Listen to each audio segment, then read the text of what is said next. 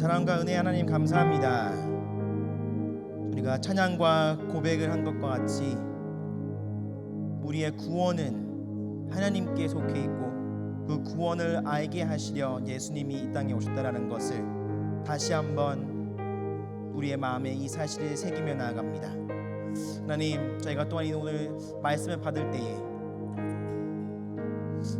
하나님께서 창조하신 그 지옥과 그 천국에 대해서 더 깊게 알게 도와주시고 그 가운데 하나님의 마음을 더 깊게 알게 도와주시며 그걸로 인해서 또 드러내시고 밝히시는 하나님의 은혜와 그 사랑을 발견할 때에 우리의 삶에 또 진정한 변화가 찾아올 수 있다는 것을 또한 믿고 나아갈 수 있는 그런 예배가 되게 도와주시옵소서. 그래서 오늘의 예배를 통하여 회개하게 도와주시고 또 하나님의 도우심과 하나님의 구원을 더욱더 붙들고 나아가는 시간이 될 수 있도록 도와주시고 또한 이 시간 가운데 묶여있는 자들이 있다면 두려움과 지옥과 같은 삶에 묶여있는 자들이 있다면 풀려나고 천국을 누릴 수 있는 변화를 또한 받는 또한 그런 예배가 될 수 있도록 움직여 주시옵소서. 사랑합니다. 감사합니다. 예수님 이름으로 기도드렸습니다. 아멘. 자리에 앉아 주시고요.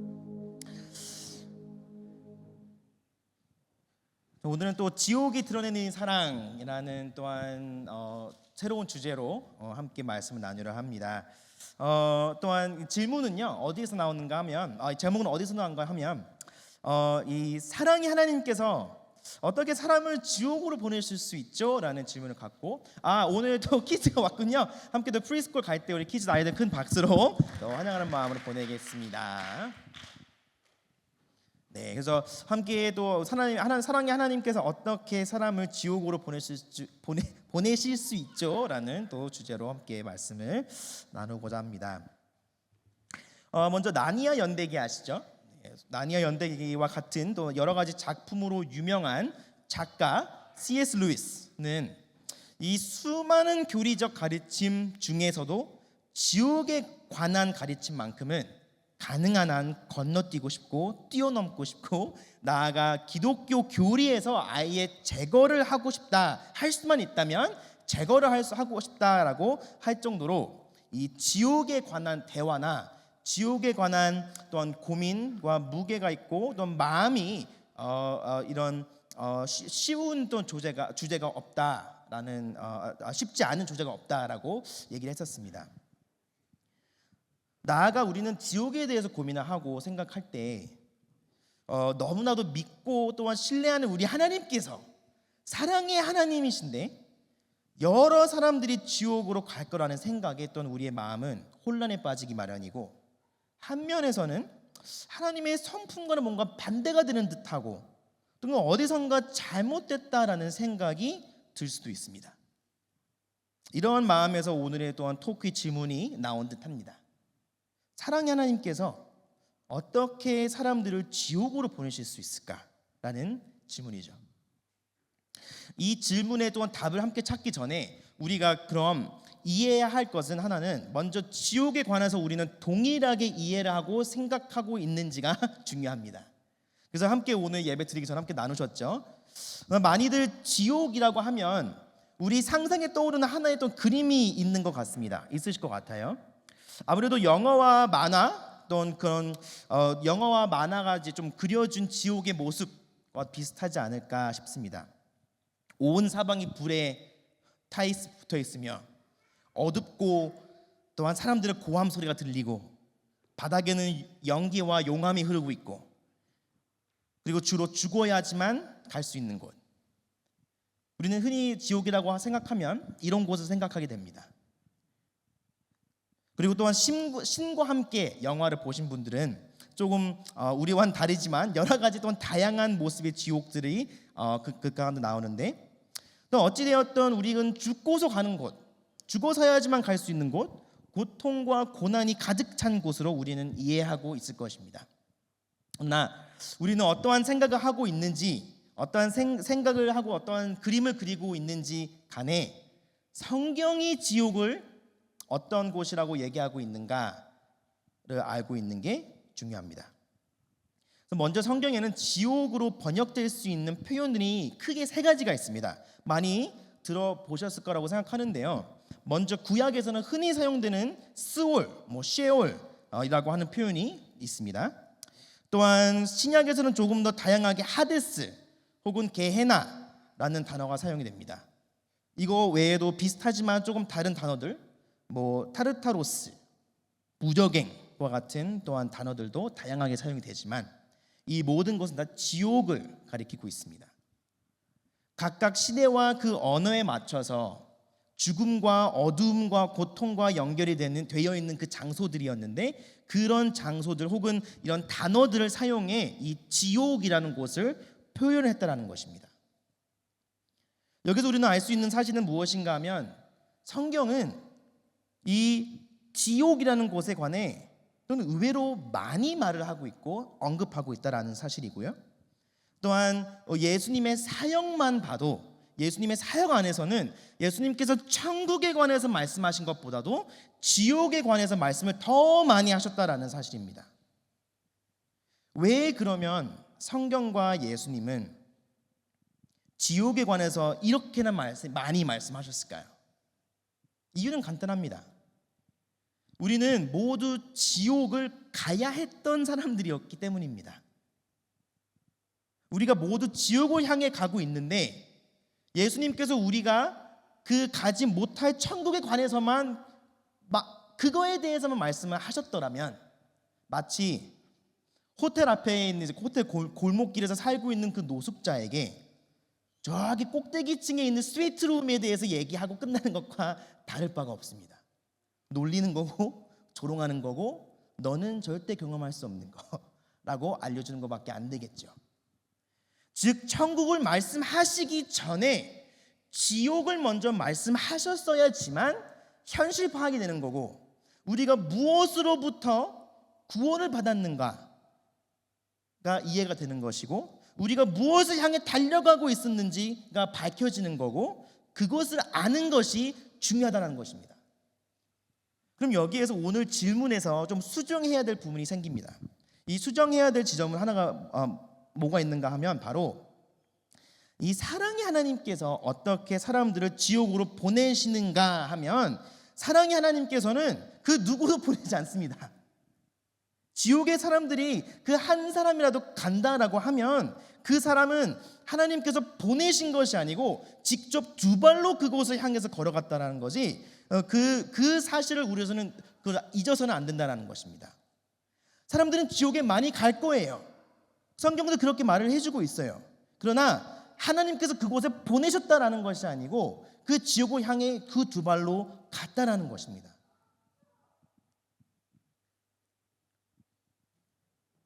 누가복음 16장 말씀을 보시면 예수님께서 지옥에 관한 비유를 하나 드십니다. 좀 문장이 길어서 다 놓진 않았는데, 누가복음 16장 말씀 보시면 여기에서 한 신기한 점이 하나가 있습니다. 말은 비유이지만 예수님의 그 다른 비유들과는 조금 다른 부분들이 있습니다. 먼저 이 비유는 제자들도 또한 글을 쓰고 있는 이 누가도, 그리고 나아가 예수님조차 이 말씀이 비유라고 설명하고 있지 않아요. 설명하고 그렇게 비유라고 하고 있지 않는다라는 점 하나와, 나아가 다른 비유들과는 좀 다른 사실이 하나가 또 뭐가 있냐면, 실제 사람 이름이 언급된다라는 이런 사실입니다. 예수님의 다른 비유들에서는 만들어진 하나의 시나리오이기 때문에 실은 부자 청년 혹은 바리새인과 같이 무명의 사람들이 언급이 됩니다. 그러나 누가복음 16장 29절부터 나오는 이 비유는, 이 내용에서는 나사로라는 사람의 이름이 언급된다라는 것입니다. 이 나사로는 정확히 우리는 누구인지 잘 몰라요. 우리는 가르쳐주고 있지 않아요.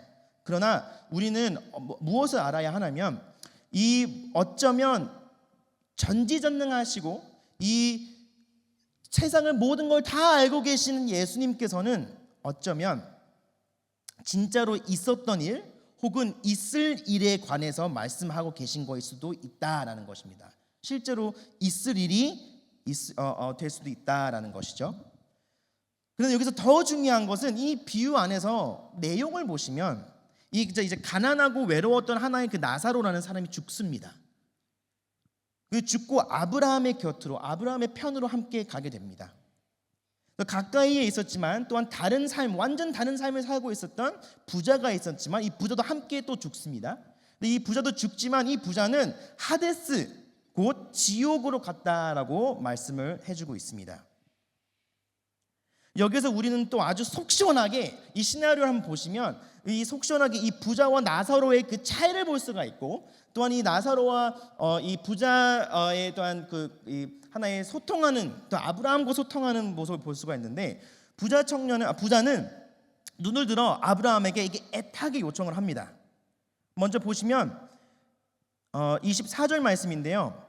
그래서 그가 소리를 질러 말하기를 아브라함 조상님, 나를 불쌍히 여겨 주십시오. 나사로를 보내서 그 손가락 끝에 물을 찍어서 내 혀를 시원하게 하도록 하여 주십시오. 나는 이 불 속에서 몹시 고통을 당하고 있습니다 하였다. 그런데 아브라함은 여기서 바로 노이라고 합니다. 이러고 바로 아브라함은 거절을 해버리고, 여기서 우리는 이 부자가 하데스로 가게 된 원인을 하나를 발견하게 될 수가 있는데, 이 부자가 과연 얼마나 악한 일을 했길래 지옥을 갔겠는가라고 고민을 할 수도 있습니다. 근데 여기에서 실은 발견할 수가 있어요. 모두 발견하셨나요? 아닌가요? 먼저 이 부자는 눈을 들고 도움을 요구하는데, 도움을 요구하는 대상이 누구인가요? 하나님이 아니고 아브라함이에요. 이 비유를 지금 예수님께서 누구 앞에서 하고 계신가 하면, 지금 16절 말씀 보시면 바리새인들 앞에서 이 말씀하십니다. 종교적인 삶에 빠져 하나님과는 실은 직접적인 관계 없이 살아가고 있던, 종교적으로는 엄청 가득 차 있고 알찬 삶을 살고 있지만 하나님과 개인적인 관계를 갖지 않고 있는 바리새인들에게 이 비유를 드십니다. 지금 이 부자도 하나님과 관계없이 자신을 믿고 따라왔던, 자신이 믿고 따라왔던 아브라함에게 도움을 요청하고 있습니다. 나아가 또 우리는 하나를 더 발견할 수가 있는데, 이 요구를 할 때 나를 이곳에서 구원해 달라라는 말을 하지 않습니다. 일반적으로 이런 곳에 있고 이런 상황에 처해 있는 사람들은 나를 제발 구해주세요라고 요구하는 게 맞지 않겠습니까? 그런데 그렇지 않아요. 이 부자는 요구하는 것이 무엇인가 하면 나를 구원해달라라고 하는 것이 아니고 자신의 고통의 안도이었던 것이고, 일종의 만족을 찾으려 하는 모습을 우리는 볼 수 있습니다. 이와 같이 지옥을 가는 이들의 문제는 다른 것이 아닙니다. 하나님과 직접적인 관계가 없었기 때문에 하나님의 구원을 찾지 않고 헛된 곳에서 위안과 만족을 찾으려 했기 때문에 지옥을 향해 갑니다. 왜일까요? 천국이라는 곳은 하나님의 주권이 가득 찬 곳이기 때문에, 즉 하나님의 주 되심과 주권을 인정하지 않는 자들에게는 하나님께서 다스리시고 왕이 되시는 천국을 봤을 때는 오히려 그곳이 무엇과 같이 보인다는 것일까요? 천국은 오히려 지옥처럼 보인다는 것입니다. 엊그제 함께 읽었던, 또한 함께 일했던 동료에게 제가 하나님에 대해서 좀 얘기를 하고, 함께 8시간 동안 같은 곳에 이렇게 민폐된 공간에 있다 보니까 복음을 계속 전합니다. 근데 제가 복음을 열심히 전하는 가운데 이 친구가 저한테 이런 말을 하는 거예요. 제이, 천국이 그런데 막 무한 리필 뷔페처럼 내가 좋아하는 거랑 내가 이 삶에 없었던 것으로 엄청 가득 차 있는 곳이 아니라면 난 그냥 너네 천국 난 안 가도 괜찮을 것 같아 라고 말을 하더라고요. 하나님의 주권이 인정이 되지 않으면 하나님께서 그곳으로 보내시는 것이 아니고 자발적으로 사람들은 천국과 반대가 되는 곳으로 향해서 간다라는 뜻입니다. 그러면 오히려 그런 본성을 가진 우리를 굳이 선택하시고 하나님과의 관계를 맺을 수 있도록 십자가에 달려 죽으신 것이 오히려 더 신비롭고 더 말이 안 되는 시나리오가 아닌가요? 굳이? 오히려 오늘 질문이 사랑의 하나님께서 어떻게 사람들을 지옥에 보내실 수 있지가 아니고 오히려 질문이 주권의 하나님께서 어떻게 사람을 천국에 보내실 수가 있죠? 라는 질문으로 바뀌는 게 맞지 않을까요? 지옥을 향해 달려가고 있던 우리에게 하나님의 영광을 보여주시고 우리가 복음을 알게 하시고 지옥이 지옥 같기 위해서 또한 천국이 천국답기 위해서 하나님을 경외하게끔 하신 것은 다른 말로 하나님의 은혜이며 사랑의 증거이다라는 뜻입니다. 하나님이 진정으로 우리를 사랑하시면 지옥을 그러면 왜 만드셨을까요? 라고 질문을 할 수 있을 것도 같습니다. 우리를 사랑하시면 지옥 그러면 안 만드셨으면 되잖아요 라고 할 수도 있는데 하나님께서 지옥을 만드신 것조차 은혜다라는 것을 우리는 오늘 발견하는 게 중요합니다. 하나님께서 우리를 사랑하시기 때문에 우리가 그를 거절하고 멀리하려 할 때 그분이 없는 곳으로 갈 수 있도록 그분을 우리가 마음껏 거절하며 살 수 있도록 만드셨다는 것입니다. 지금 하나님께서 지옥을 만드실 때 우리가 흔히 착각하는 게 있어요. 이 악한 인간들 하면서 내가 다 고통스럽게 해주마, 내가 다 복수해주마 라고 하는 마음으로 만드신 것이 아니고 가슴을 치시며 눈물을 흘리시며 만드신 곳이라는 것입니다. 그래서 오늘 디모데전서 2장 4절 말씀이 이 사실을 다시 한번 알려주고 있습니다. 함께 읽겠습니다. 시작.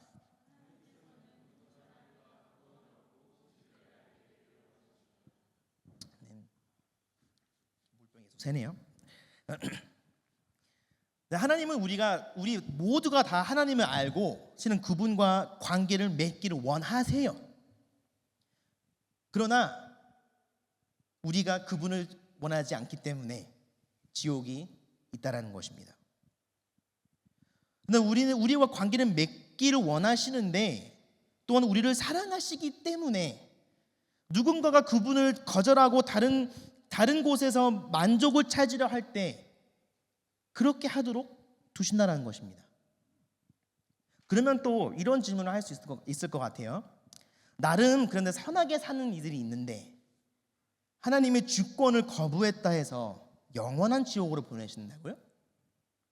히틀러, 연쇄살인범들과 함께 그런 사람들은 말이 돼.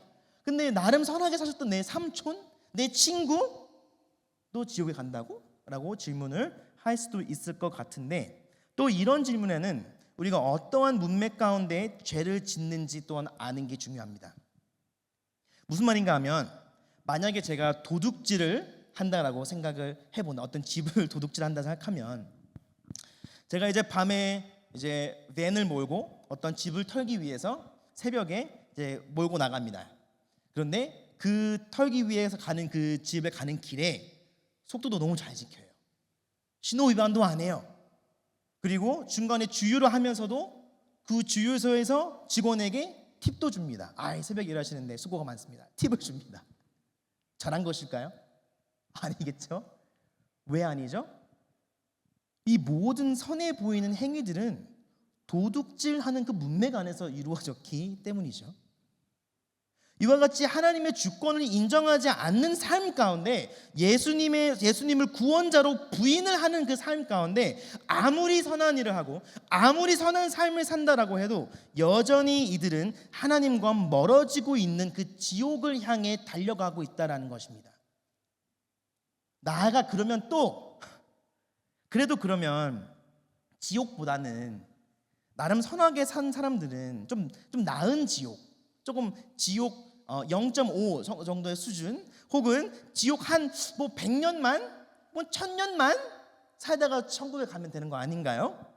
라고 질문을 할 수도 있을 것 같습니다. 그러나 이 질문에는 또 우리가 누구에게 우리는 죄를 짓는지가 이해를 하는 것이 중요합니다. 죄라는 것은 우리는 누구를 대상으로 짓느냐에 따라서 무게가 달라지기 때문이죠. 그래서 하나님의 만약에 우리가 이제 제가 화가 났어요.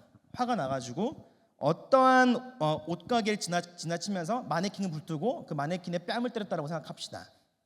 자, 그러면 그림에는 웃기지만 제가 뭐 큰 벌을 받지는 않을 것 같습니다. 뭐 피해 보상만 물어주고 끝날 듯합니다. 그런데 만약에 제가 똑같이 화가 났는데 어떠한 지나가는 행인을 잡고 뺨을 때렸다라고 생각을 합시다. 그러면 저는 변호사가 아니기 때문에 잘 모르지만 뭐 감옥에 뭐 하루 정도 보내고 나오면 되지 않을까요? 그렇죠? 그런데 무게가 좀 더 있죠. 그러나 영국의 찰스 왕을 붙들고 제가 뺨을 때렸다라고 생각을 합시다. 그러면 아마 평생 지옥을 가지 않을까요? 같은 죄인 것 같아도 이와 같이 우리는 아무리 작은 죄인 듯 해도 영원하시고 만물을 창조하신 하나님을 대상으로 죄를 지을 때는 영원한 지옥이 합당한 것이 맞다라는 것입니다. 즉 또한 지옥은 단순히 하나님과 멀어지고 절단된 곳이 아니라 하나님과 멀어졌기 때문에 하나님의 주권이 없는 곳이기 때문에 고통이 있을 수밖에 없는 곳이고 또한 이들의 죄와 악의 값을 예수님께 맡기지 않았으므로 그 값을 스스로 영원히 감당하고 치러야 하는 곳이 된다라는 것입니다. 그래서 지옥이 고통스러운 곳이고 죄의 값을 치르는 곳이다라는 것입니다. 그래서 어쩌면 그 영화에서 나오는 그 불이 가득 찬 그 지옥, 용암이 흐르는 그 지옥의 모습이 실제로 지옥의 모습이 될 수도 있어요. 그러나 중요한 것은 하나님으로부터 멀어지고 이 멀어지는 것을 오히려 즐기고 이 가운데 잘못됨을 알지 못하는 우리들을 구원하시고 건져내시기 위해 자신을 비우시고 이 땅으로 오신 그 은혜가 있다라는 것입니다. 이 마지막 포인트로 이제 오늘 토크를 마치길 원하는데요. 예수님께서는요, 우리에게 또는 이 세상 가운데 이 낮은 곳으로 오신 이유가 나중에 미래에 건져내 주시기 위해서 예수님께서 오신 것이 아니라는 것입니다. 지옥도 저기 멀리 있는 거, 천국은 저기 멀리 있는 거가 아니다라는 것입니다. 태초부터 우리를 선택하시고 우리를 지옥이라는 곳에서부터 굳이 건져내어 주시기 위해 복음을 알게 하시고 또한 그 복음을 알게 하신 그 은혜가 우리를 오늘도 붙들고 있기에 우리는 이 시간 예배를 드립니다. 그러나 천국이 진정으로 천국답기 위해서는 끊임없이 꾸준히 회복되어야 하는 부분이 우리 삶 가운데 아까 말씀드린 그 하나님의 주권이라는 뜻입니다. 우리 삶을 하나님께서 다스리는 것 같은데 삶이 여전히 지옥 같고 고통스럽다면 먼저 회복이 돼야 할 것은 하나님의 주권을 인정하는 것이고 그 주권 앞에 우리는 엎드려 뻗치고 나의 헛된 그 주권을 내려놓는 것입니다. 그래서 구약 성경을 보면요, 하나님께서 모세에게 그 불타는 그 떨기나무를 통해 나타나실 때 말씀하셨던 것은 바로 이 부분이었습니다. 하나님이 말씀하셨다. 이리로 가까이 오지 말아라. 내가 서 있는 곳은 거룩한 땅이니 너는 신을 벗어라. 나아가 여호수아가 첫 전쟁을 앞두고 있을 때에 하나님께서는 전쟁을 무장하고 준비하라는 것을 요구하지 않습니다. 모든 남자들에게 할례를 요구합니다.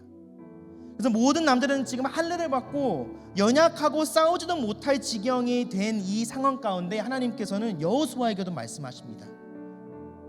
주님의 군대의 사령관이 여호수아에게 말하였다. 내가 서 있는 그 곳은 거룩한 땅이니 너의 발에서 신을 벗어라. 신을 벗는다라는 것은요, 나의 주권을 포기한다라는 의미였습니다. 나의 이 발이 바닥에 흙을 닿는다라는 것은 나를 그 보호해주고 있는, 내가 컨트롤할 수 있는 것은 내가 내려놓겠다라는 것입니다. 나의 주권을 포기하는 거예요. 내려놓는 거예요. 누구 앞에서? 하나님의 주권 앞에서. 하나님의 주권을 이제 내가 받아들이겠다라는 의미였습니다. 앞으로 나아가서 넌 정복하고 넌 도달할 그 거룩한 약속의 땅이 소망이 되지 않도록 하나님께서는 새로운 가르침을 주십니다. 무엇인가 하면 너가 지금 있는 그곳이 또는 그곳도 거룩한 땅이야. 그러니까 너의 신을 벗어. 너의 소망, 너의 천국, 너가 생각하는 그 지옥에서 나오는 그 방법, 너의 그 가나안 땅, 거룩한 곳, 미래에 저기 멀리 있는 것 같지? 아니, 지금도 천국을 누리고 경험할 수 있어. 지금도 거룩한 땅이 될 수 있어. 너의 신을 벗어.